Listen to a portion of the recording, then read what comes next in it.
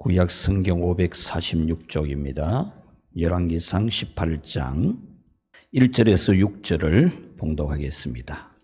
많은 날이 지나고 제3년에 여호와의 말씀이 엘리야에게 임하여 이르시되 너는 가서 아합에게 보이라.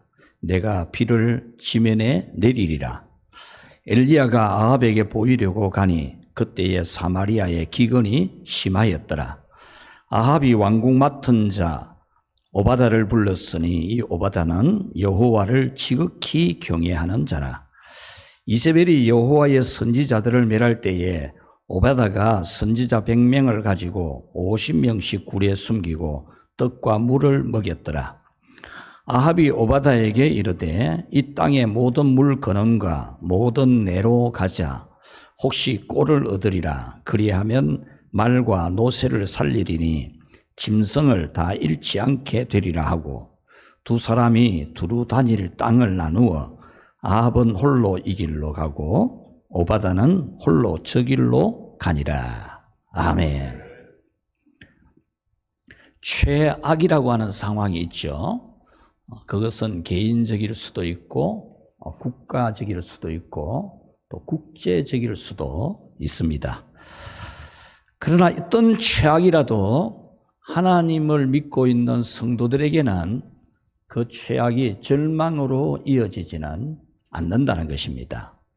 왜냐하면 모든 문이 다 닫힐지라도 하나님에게는 100개나 넘는 문을 얼마든지 만들어낼 수 있는 하나님이시기 때문입니다. 우리 속담에 하늘이 무너져도 솟아날 구멍이 있다라는 말도 절망적인 문제를 만나는 사람들에게는 생명의 말이 됩니다. 사랑하는 여러분, 여러분에게 최악의 상황이 있다고 해도 살아계시는 하나님을 믿고 역사하시는 하나님을 믿고 주관하시는 하나님을 믿는 그런 믿음이 여러분들의 굳게 있기를 주님의 이름으로 축원합니다. 믿음에 영 힘이 없이 그러지 말고 굳게 믿는 어떤 절망적인 상황에서도 하나님은 길을 만들어내시는 것을 확실히 믿는, 도무지 안 되는 일이라도 하나님은 하실 수 있는 것을 믿는, 모든 문이 다 닫혀도 하나님은 100개도 넘는 문을 만들어낼 수 있는 그런 하나님을 믿는 믿음이 여러분의 굳게 있다면 여러분들은 하나님의 큰 역사를 보게 될 것입니다. 오늘 성경은 최악의 절망 시대에 있었던 일입니다. 비 한 방울 내리지 않기를 3년 반이나 이어지는 특히 물이 없는 지역이고 기후가 매우 더운 팔레스타인 지역인데 3년 반 동안 비가 내리지 않는, 그래서 기근이 심각한 그런 상황을 오늘 성경은 배경으로 하고 있습니다. 지금 우리가 비가 내리고 있지만 지난 주간에 우리는 얼마나 폭염을 겪었습니까? 39도가 오르내리는 그런 우리 경산의 날씨였지 않습니까? 이런 더위 날씨가 한 달만 지속된다고 한번 생각해 보십시오. 풀 한 포기가 살아있지 않습니다. 살아있는 풀을 보기가 어려울 겁니다. 그런데 3년 반 동안 우리보다 훨씬 더운 지역이고 댐이나 강이나 물 근원이 많지 않은 매우 적은 그런 지역인 이 팔레스타인에서 3년 반 동의 가뭄이라는 것은 곧 죽음을 의미합니다. 오늘 성경 바로 앞장에 혼자서 외아들을 키우며 살았던 한 여성이 더 이상 구할 수가 없는 식량, 지금까지 모든 힘을 다해서 구해보았지만 더 이상은 식량을 구할 수가 없는, 먹을 때거리가 없는, 마지막 남아있는 가루 한 줌으로 개떡 만들어서 아들과 함께 먹고 죽어야 되는 그런 기근이 오늘 본문에 나오고 있습니다. 이렇게 기근이 심했다는 것은 일명 오늘날 우리가 경제가 어렵다라고 말하는 것보다는 100배나 더 힘든 겁니다. 기근을 경험해 보지 않는 세대는 지금 풍족하게 먹고 먹을 양식이 많은 이 사회를 살아가는 사람에게 기근이라는 말은 경제가 어렵다, 장사가 잘 되지 않는다, 이렇게 말하는 것이 훨씬 더 힘들지, 기근이라는 말은 실감이 안 날 거잖아요. 그런데 기근은 장사가 안 되고 경제가 어렵고 물가가 높다, 이런 거하고는 차원이 다른 이야기입니다. 차원이.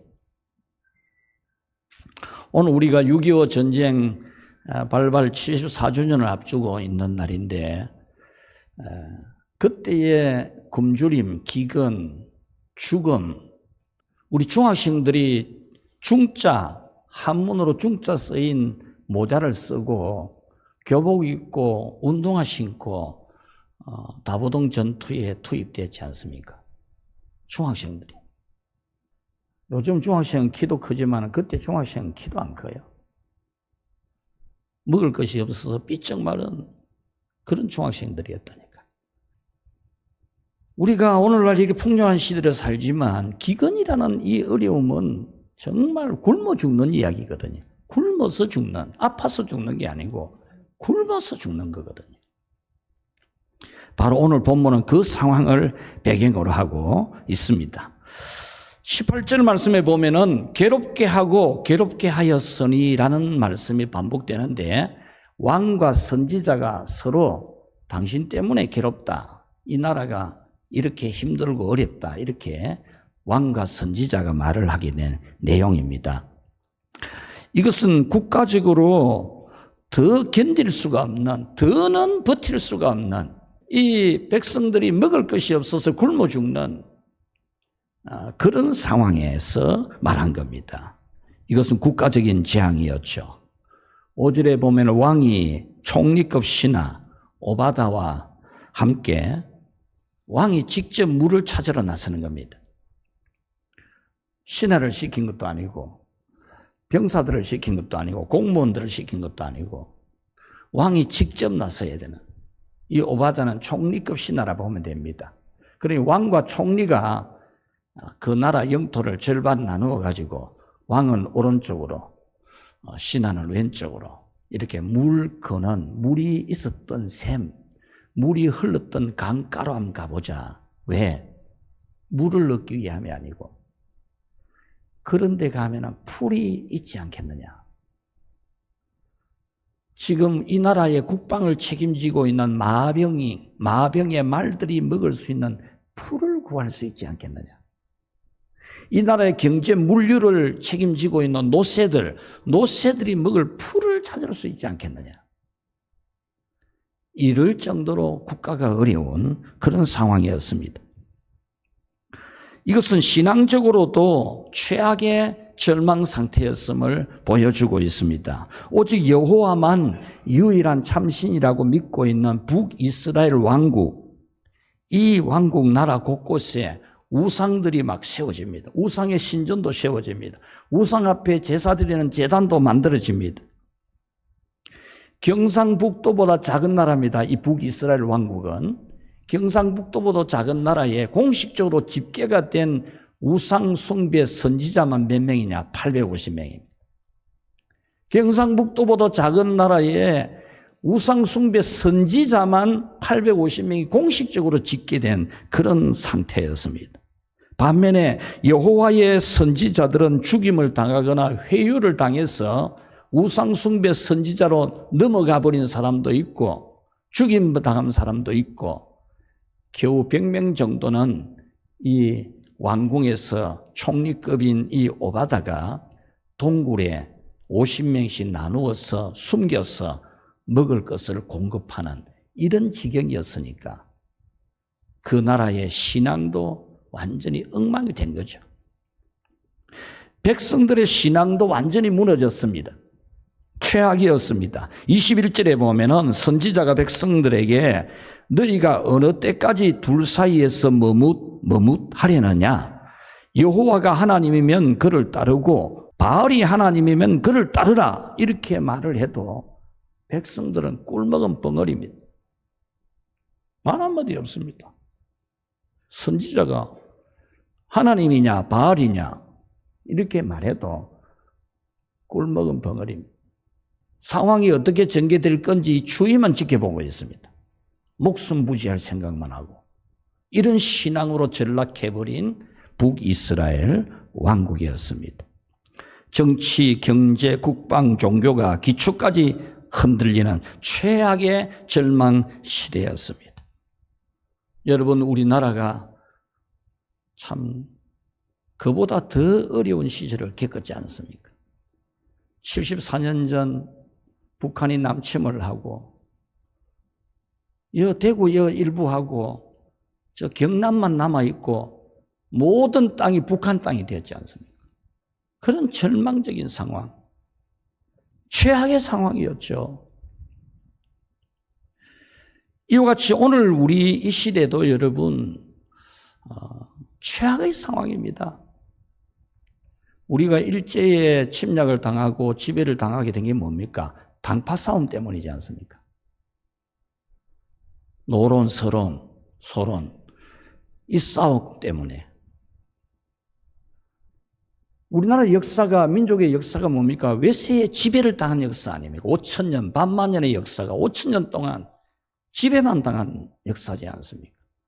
저 청나라, 명나라의 지배를 당하고 일본의 지배를 당하고 우리나라가 북한이 침략을 해올 때 러시아와 함께 이 땅을 침략해 올 때 우리나라가 좌우 대립을 해가지고 이 남쪽 땅이 손톱만한 땅 가지고도 좌우 대립이 심할 때였지 않습니까? 지금 우리나라 상황이 여러분 녹록한 게 아닙니다. 러시아의 최첨단 무기를 북한에 사태가 벌어지면 공급한다고 조약을 맺었지 않습니까? 지난 주간에. 우리가 정신 안 차리면 안 됩니다. 무슨 일이 일어날까요? 여러분, 그러다가 6.25가 터진 거 아닙니까? 현재 출산율이 지속이 되면은 인구 2천만 시대가 오는데, 그래 되면은 필리핀하고 나이지리아가 우리보다 더 잘 살고, 지금 현재 필리핀과 나이지리아보다 우리가 더 못 사는 나라가 된다는 거죠. 이 골드만삭스가 내놓은 대안이 답입니다. 지금 현재처럼 인구가 감소되어 가면 2천만 아래로 떨어지게 되는데 2천만 명 아래로 떨어지면 우리나라가 형편없어진다는 거죠. 집은 건축하는 시간이 많이 걸리죠. 힘듭니다. 집 건축하기가. 그러나 불타는 시간은 순간입니다. 이 자유민주주의 국가 경제 강국이 만들어지기까지는 힘이 들고 죽도록 고생한 그런 열매지만은 그냥 불타는 건 한순간입니다. 여러분, 홍수가 나서 집 떠내려가는 건 한순간이지 않습니까? 그게 뭐 시간이 걸립니까? 예고도 없이 그냥 떠내려가는 거죠. 6.25 전쟁 때 낙동강 전선에서 결사항전한 결과는 자유민주주의 나라가 되었고 인구 5천만 이상의 국가 중에서 국민소득입니다. 국가가 아니고 국민소득이 세계에서 6번째 나라입니다. 지금 우리 대한민국이. 세계 6번째로 국민소득이 높은 나라예요. 그런데 몬산이 어렵니 맨날 그 말만 하고 있잖아요. 욕이나 하고 싸움이나 하고. 여러분, 세종대왕님이 여러분 타고 다니는 자동차를 타봤겠습니까? 이순신 장군님이 여러분이 신는 신발 그런 거 구경이나 했겠습니까? 그런데 여러분이 누리고 있는 이 부요와 풍요와 자유가 매우 위태로운 나라입니다, 지금. 정치가 부패하고 경제가 위태합니다.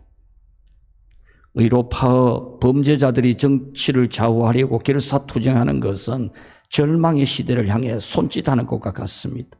오늘 성경은 이런 최악의 절망 시대에도 길은 어디에 있는지를 우리에게 가르쳐주고 있습니다. 그래서 오늘은 최악의 절망 시대에 찾을 길이라는 하나님의 말씀을 여러분에게 전해드리려고 합니다. 최악의 절망 시대에 찾을 길, 첫 번째 우리 같이 한번 읽읍시다. 건재하신 하나님을 보라. 아멘. 오늘 성경은 절망의 그 시대에서 건재하고 계시는 하나님을 보여주고 있습니다. 정치 절망? 그래, 맞아. 국방 절망 맞아? 맞아. 경제 절망 맞아? 맞아. 믿음 절망 맞아? 맞아. 그런데 하나님은 건재하고 있다는 겁니다. 권력은 부패했고 우상 숭배자가 되었고 나라를 완전히 망쳐놓은 권력이지만 백성들의 믿음도 눈치나 보고 있고 우상 숭배자로 전락이 되어 있는 그런 절망적인 상황이지만 하나님은 건재하고 있다는 겁니다. 코로나가 터져서 우왕좌왕할 때 제가 설교한 내용이 하나 있잖아요. 이 역사의 중심에 하나님이 계신다고. 코로나 이 모든 역사 중에 중심 자리에 하나님이 버티고 서 있는 걸 봐야 돼요, 우리는. 그와 같이 지금 우리는 이 시대의 절망적인 상황에서 여러분 개인적으로든 우리 사회적으로든 절망적인 상황에서도 우리는 오늘 성경에서 건재하고 계시는 하나님을 봐야 됩니다. 나라의 존립과 백성의 생존이 위협받는 절망은 시대이지만 하나님은 건재하고 계십니다. 1절에 보면은 많은 날이 지나고 제3년에 여호와의 말씀이 엘리야에게 임하여 이르시되 라고 했습니다. 이 말씀은 3년 반 동안의 가뭄으로 국가 기반이 무너지고 백성이 굶어 죽는 절망시대에 하나님께서 선지자에게 전면에 나서라 이렇게 말한 겁니다. 전면에 나서라고. 3년 반 동안 대부분의 선지자가 죽임당하고 회유당해서 이단과 사이비와 이교에 넘어갔고 겨우 100명만 동굴에 숨어 지내는 이런 상황이지만 이제 하나님께서 선지자를 전면에 내세우는 겁니다. 엘리야 선지자를 전면에 내세우는 겁니다. 1절에 너는 가서 아합에게 보이라 그럽니다. 이 말씀은 왕을 만나서 직접 대결하라는 겁니다. 왕과 대결해라 그 말입니다. 오늘 성경은 하나님은 선지자만이 아니라 신실한 믿음의 사람도 준비시켜 두셨음을 보여주고 있습니다. 하나님이 얼마나 건재하신지를 보여주는 거죠. 선지자 한 사람을 하나님이 준비해 두었듯이 또 신실한 믿음의 사람 한 사람을 또 준비해 두었다는 겁니다. 3절에 보면 아합이 왕궁 맡은 자 오바다를 불렀으니 이 오바다는 여호와를 지극히 경외하는 자라 그랬습니다. 여기서 왕궁을 맡은 자라는 말은 아까 제가 설명을 했듯이 총리급 신하였다. 국가의 일을, 힘든 일, 어려운 일, 지금 최악의 상황에서 왕이 불러가지고 너하고 나하고 물샘들을 한번 찾아보자. 이렇게 할 정도로 가장 신이 많은 신하가 오바다입니다. 그래서 둘이서 한쪽으로 양쪽으로 나누어서 물 있는 데가 없는가 찾아보고 다닐 정도였습니다. 지극히 경외하는 자, 여호와를 지극히 경외하는 자라는 말은 하나님을 대단히 잘 섬기는 자라는 그런 뜻입니다. 원문의 뜻이. 하나님을 대단히 잘 섬기는 사람. 그러니까 나라가 엉망이 되고 백성들의 믿음이 엉망이 되는 중에서도 권력자가 오만 짓을 다 하는 중에서도 하나님은 건재하여서 선지자도 준비시켜 놓고 신실한 믿음의 사람도 준비시켜 놓았다라는 겁니다. 4절 말씀에 보면은 이런 신앙을 구체적으로 보여주고 있습니다. 우리 같이 한번 읽어봅시다. 이세벨이 여호와의 선지자들을 멸할 때에 오바다가 선지자가 100명을 가지고 50명씩 굴에 숨기고 떡과 물을 먹였더라. 아멘. 서슬퍼런 권력이 하나님의 선지자들 다 쳐 죽이는 이런 시대에도 목숨 걸고 총리직을 걸고 선지자 100명을 50명씩 각각의 굴에 숨겨두고 먹을 것을 갖다 주는 오바다가 있었다는 겁니다. 여러분 이건 총리직 내 그런 거예요. 총리직. 아이고 내가 총리직은 못 부리지. 선지자가 다 죽든지 말든지 뭐. 내가 총리직은 안 이뤄야 되지. 이게 아니고 총리직 거는 겁니다. 목숨까지 거는 겁니다. 지금 선지자를 다 잡아 죽이는 이런 상황인데 선지자 100명을 굴에 숨겨놓고 먹을 것을 갖다 주는 이 왕궁의 신하가 여러분 목숨 안 걸고 할 수 있겠습니까? 오늘 성경은 이 오바다가 하나님을 지극히 경외하는 신앙심이었다는 것을 매우 많은 분량의 기록을 하고 있습니다. 우리 이 열왕기상 18장은 매우 깁니다. 긴데 이 분량 중에서 오바다의 믿음에 대해서 굉장히 많이 할애하고 있습니다.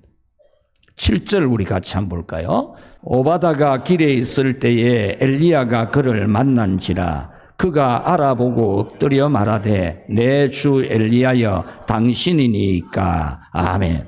오바다가 지금 왕은 한쪽으로 물 찾아가고 이 오바다도 한쪽으로 물 찾아가다가 엘리야 선지자를 만난 겁니다.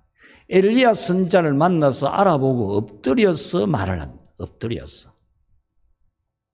이것은 바로 이 오바다가 선지자에 대한 존경심이 어느 정도인지를 알 수 있잖아요. 어느 정도인지. 엎드려서 말을 했지요. 내 주 엘리야여 그랬습니다. 여기서 주라는 이 단어는 히브리어로 아도나이입니다. 하나님에게 쓰는 단어입니다. 그런데 이 오바다는 하나님의 종 선지자를 하나님에게 붙이는 호칭을 붙이는 거예요. 그 정도로 하나님의 선지자, 하나님의 종을 지극히 높여보는 거죠. 하나님의 종이니까. 12절에 보면은 어려서부터 여호와를 경외하는 자라 그렇게 말하고 있는데 이 말씀은 이 오바다는 어릴 때부터 그런 믿음을 확립을 하고 있었다 그 말이에요. 어릴 때부터 이 오바다는 그런 믿음을 확립을 딱 하고 있었던 사람이라는 거죠. 오늘 성경에서 하나님은 오바다의 신앙을 계속해서 이어가고 있습니다. 8절에 보면은 선지자가 오바다에게 왕에게 가서 엘리야 자신이 있는 장소를 알려주라고 합니다. 오바다에게 왕에게 가가지고 내가 여기 있다고 말을 해주라 그럽니다. 그러니까 이 오바다가 무슨 말을 하냐면은 선지자님이 나를 죽이려고 하는 겁니까? 이렇게 말하죠. 내가 만약에 왕에게 가서 선지자님이 여기 있다고 말을 하면 하나님이 내가 말해주러 가는 시간에 하나님의 영이 선지자님을 다른 데로 옮겨버릴 건데 신비한 방법으로 옮겨버려서 여기 없을 건데 그렇게 되면 내가 왕에게 목이 날아가지요. 이렇게 말하는 겁니다. 이것은 이 오바다는 하나님의 신비로운 역사까지도 체험했다 그 말입니다. 하나님은 신비로운 일을 행하시는 하나님인 걸 알고 있다는 겁니다. 여기 있던 사람을 하나님이 전혀 안 보이게 어디로 옮길 수 있다는 겁니다. 이 엘리야가 걸어서 도망간 게 아니고 하나님께서 옮길 수 있다는 겁니다. 이것을 우리는 지난 수요일에 말씀을 들었지 않습니까? 사도들이 복음 전하다가 감옥에 갇혔습니다. 감옥 문은 철창으로 딱 잠겨져 있습니다. 앞에는 병사들이 서서 지키고 있습니다. 그런데 하나님의 천사가 와가지고 그 사도들을 빼냅니다. 옥문을 열은 게 아닙니다. 옥문은 닫혀 있습니다. 그런데 물질인 사람의 몸을 가진 사도들이 그냥 나오게 된 겁니다. 신비하게. 나와서 새벽부터 성전에 가서 예수님을 전했지 않습니까? 그것만 있는 게 아니지 않습니까? 빌립 집사가 에티오피아 여왕 간다가의 국고를 맡은 네시르에게 세례를 주고 올라올 때에 세례를 주고 마치자마자 하나님의 영이 이 빌립을 그냥 데리고 사라져버린 거예요. 빌립이 안 보이는 겁니다. 그 먼 곳까지 하나님이 그냥 옮겨버린 거죠. 이런 신비로운 하나님의 역사를 이 오바다라고 하는 사람은 알고 있었다 그 말입니다. 영적 기강이 완전히 무너진 시대에도 신실한 믿음의 사람을 남겨두시는 건재하신 하나님을 오늘 이 본문은 우리에게 보여주고 있는 겁니다. 사랑하는 우리 널푸른 교회 성도 여러분, 여러분의 믿음이 말세에 고통하는 때를 맞이한 이 최악의 절망 시대에도 하나님께서 오바다처럼 남겨두시는 정말 여호와를 대단히 잘 섬기는 그런 믿음의 사람으로 남겨지기를 주님의 이름으로 축원합니다. 하나님은 오늘날도 이런 신앙을 가진 사람을 남겨둡니다. 하나님은 건재하십니다.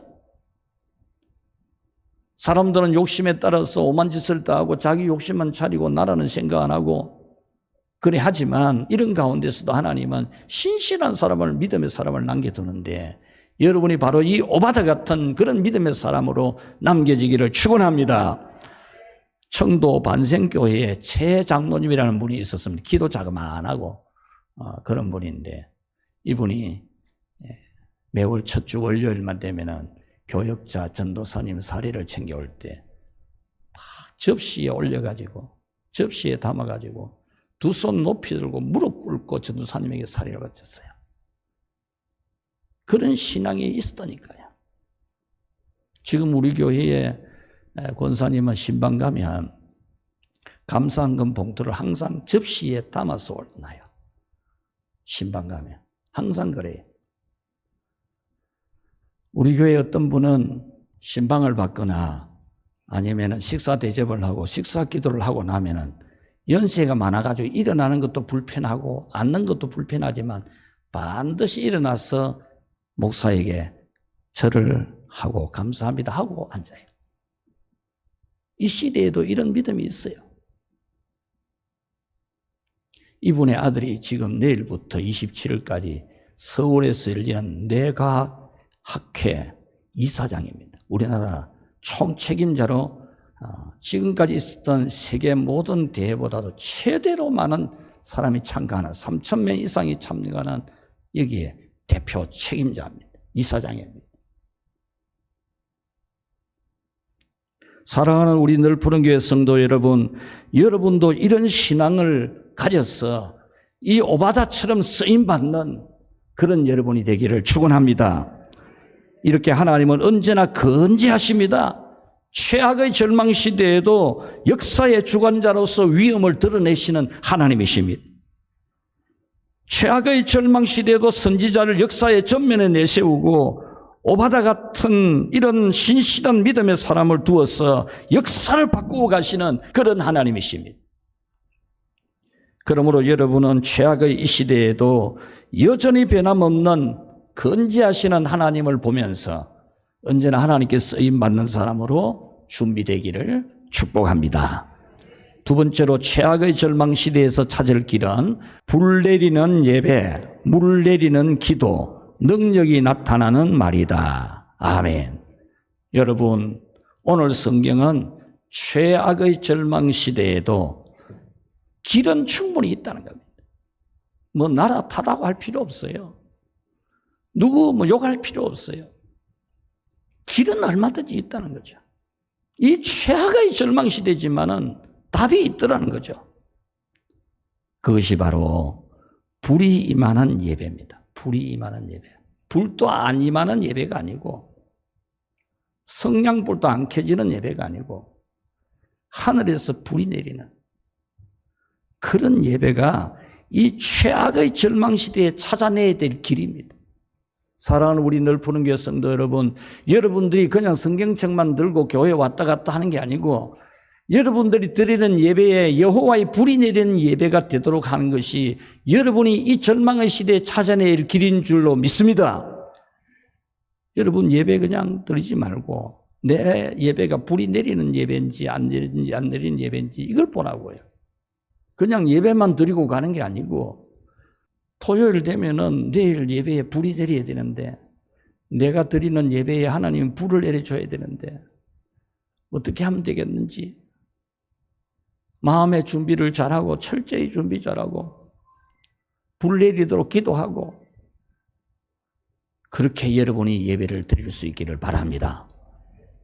예배를 드릴 때 불이 내려야지요. 불도 안 내리는 예배가 왜 드려요? 오늘 성경 30절에서 40절까지 여호와만이 유일한 참신이신 것을 증거하는 불의 표적이 있었습니다. 선지자는 하나님 지시대로 갈멜산 위에서 여호와 하나님만이 유일한 참신이신 것을 모든 백성이 보아 알게 하는 증거를 보여주려고 했습니다. 그래서 왕을 찾아고 왕을 만나가지고 왕이야 내기합시다. 내기. 왕이 지금 왕후하고 이렇게 섬기는 우상이 진짜 신인지 내가 믿는 여호와 하나님이 참 신인지 한번 내기 한번 합시다. 이래 된 거예요. 그러니까 이 왕이 뭐 그러자 하자 이래 된 거죠. 그래서 당신이 알고 있는 우상 숭배 선지자 850명도 송아지 한 마리 가지고 자기들이 믿는 신에게 제사를 드리고 나는 내 혼자 하겠습니다. 송아지 한 마리 하나님께 바치고 그렇게 하나님께서 어느 제사에 불을 내려주는지 한번 합시다 이래 된 거죠. 그래서 이 엘리야 선지자가 850명 너가 먼저 해라 이래 된 거죠. 여러분 산 위에 850명 모였으면 그 산이 큰 산입니다. 850명 이 거짓 선지자들이 모여가지고 막 아침부터 저녁까지 하루 종일 이 송아지 하나 놔놓고 막 불해리 달라고 소리를 지르고 난리를 쳤지요. 그래도 뭐 성냥불도 하나 안 켜지니까 그래서 엘리야가 해가 질 때 이제 내가 하겠습니다 이래 된 거죠. 그래서 송아지 한 마리 제단 위에 올려놓고 물을 12통을 갖다 붓게 해서 12통을. 물을 12통을 갖다 부어가지고 송아지든지 나무든지 그 제단 주변이든지 물로 흠뻑 젖어들게 하고 불난 걸 가지고 나중에 불을 질렀니 뭐니 이런 소리 안 들으려고 물을 갖다가 12통이나 갖다 붓고 기도하는 겁니다. 무너진 여호와의 제단을 수축하고 여호와의 이름을 의지해서 그 돌로 제단 만들고 제단을 돌아가면서 곡식 종자 2세알을 둘 만한 또랑 만들고 그렇게 기도를 합니다. 36절에 보면은 저녁에 이르러 선지자 엘리야가 아브라함과 이삭과 이스라엘의 하나님 여호와여 주께서 이스라엘 중에서 하나님이신 것과 내가 주의 종인 것과 내가 주의 말씀대로 이 모든 일을 행하는 것을 오늘 알게 하옵소서. 37절에 여호와여 내게 응답하소서 내게 응답하소서. 이 백성에게 주 여호와는 하나님이신 것과 주는 그들의 마음을 되돌이키심을 알게 하옵소서 하며 38절 이에 여호와의 불이 내려서 번제물과 나무와 돌과 흙을 태우고 또 도랑의 물을 핥았더라 그랬습니다. 하나님의 불이 내린 거죠. 이것을 본 백성들이 엎드려서 여호와 그는 하나님이시로다 여호와 그는 하나님이시로다 여호와가 참신이시다 이런 고백을 했습니다. 엘리야 선지자는 백성들에게 이 850명 모조리 처단하자 이렇게 다 잡아가지고 처단을 해버렸죠. 그러므로 우리 성도 여러분들은 최악의 절망시대에도 찾아야 할 길은 불이 내리는 예배인 줄 믿으시기를 바랍니다. 헛소리하지 말고 불 내리는 예배 드려야 돼요. 불 내리는 예배 엉뚱한 가지 말고 불 내리는 예배 드려야 된다니까요. 불도 안 내리는 예배 드리지 말고 하나님께서 살아계시고 역사하시고 구원하시는 것을 체험하는 그런 성령의 불이 내리는 예배를 여러분이 그 예배가 여러분이 찾아야 될 길인 줄 알고 내일부터 당장 오늘부터 여러분 불 내리는 예배를 드릴 준비하고 불 내리는 예배를 드리는 그런 여러분이 되기를 축원합니다. 두 번째는 물이 임하는 기도입니다. 물이 임하는 기도. 최악의 시대에 뭘 해야 됩니까? 하나님이 물을 내려주시는 기도를 하는 겁니다. 오늘 성경 41절에서 46절은 여호와만이 유일한 참신이신 것을 증거하는 물의 표적을 보여주신 겁니다. 엘리야는 불을 내려서 우상 숭배자들을 처단하고 곧바로 산 꼭대기로 올라갑니다.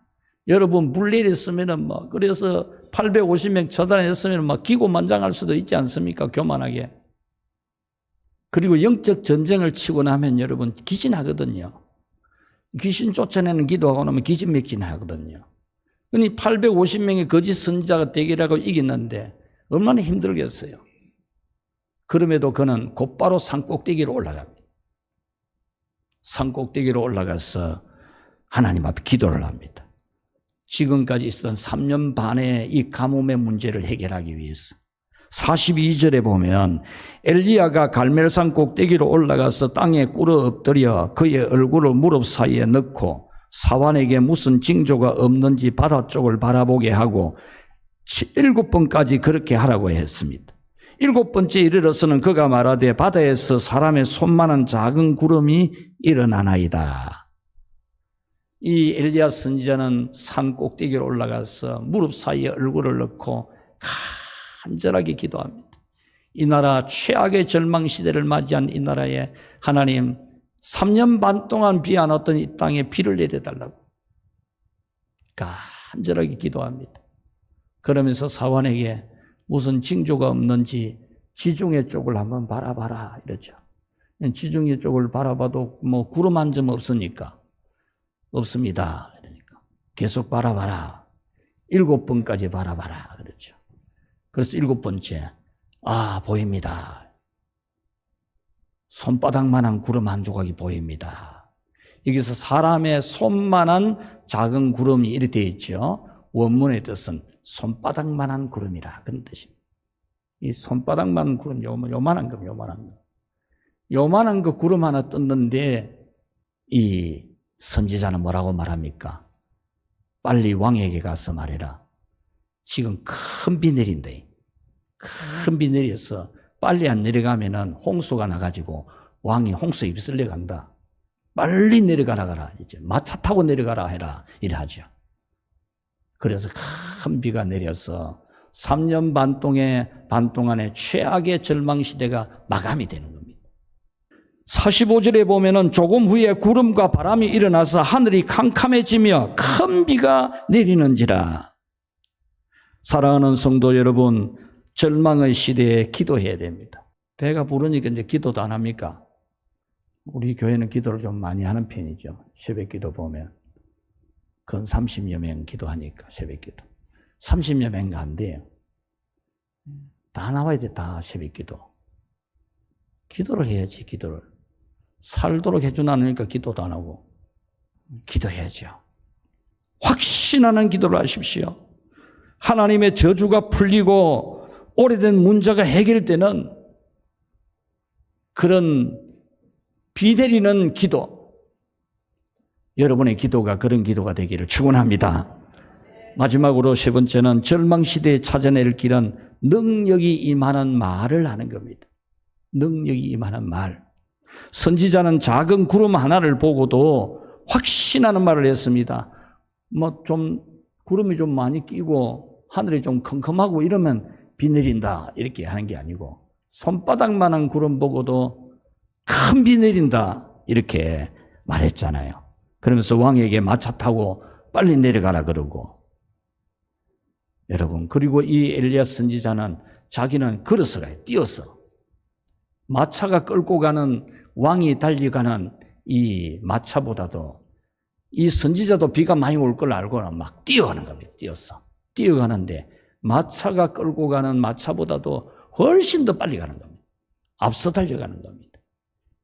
하나님의 능력이 임하는 말을 했다는 거죠. 말을. 여러분의 말이 여러분에게 능력입니다. 여러분. 여러분의 인생의 크기가 여러분 말에 달려있어요. 여러분의 행복도 마찬가지입니다. 여러분 이 말을 예사로 들으면 여러분은 평생 이 비밀을 모릅니다. 여러분의 행복의 파이 여러분 말에 달려있어요. 최악의 절망의 문제 해결하는 거 여러분 말에 달려있어요. 말에. 우리 생명언어 수업하는 분들 지금 방학 기간인데 매일 한 가지씩 생명언어를 만들어서 단톡방에 올려요. 매일. 월요일부터 토요일까지 주일날은 봐주고 매일 생명언어 하나씩 만들어서 올리는데 지금은 이제는 매우 잘해요. 그냥 잘 올릴 정도가 아니고 생명언어 말을 잘 만들어요. 매일 새로운 걸 만들어서 올린다고. 그 훈련돼야 돼요. 훈련 안 되니까 맨날 딴소리 나지. 집 안 될 이야기나 하고 부정탈 말이나 하고. 여러분의 말이 능력의 말이 돼야 돼요. 능력 나타나는 말을 해야 돼요. 여러분에게 그 은혜가 있기를 바랍니다. 말씀을 맺겠습니다. 여러분의 상황이 최악이십니까? 우리 사회는 지금 정치나 사회나 인간성이나 최악입니다. 답이 없는 최악의 시대입니다. 삐까번쩍한 것 같습니까, 나라가? 네, 여러분 정말 하나님의 축복으로 이렇게 삐까번쩍한 나라가 되었는데 정신 안 차리면 안 됩니다. 세상 보고 정신 차리라 하면 안 돼. 그 사람들은 그래 사는 거니까. 예수님 믿는 사람들이 정신 차려야지. 우리가 정신 차려야 되지. 하나님은 여전히 건재하심을 믿읍시다. 여러분들에게 불이 내리는 예배를 드리고 비가 내리는 기도를 하고 능력이 나타나는 말을 하는 이 길을 찾아서 여러분들이 이 절망의 시대에 새 역사를 창조하는 그런 하나님의 사람들이 되기를 주님의 이름으로 축원합니다.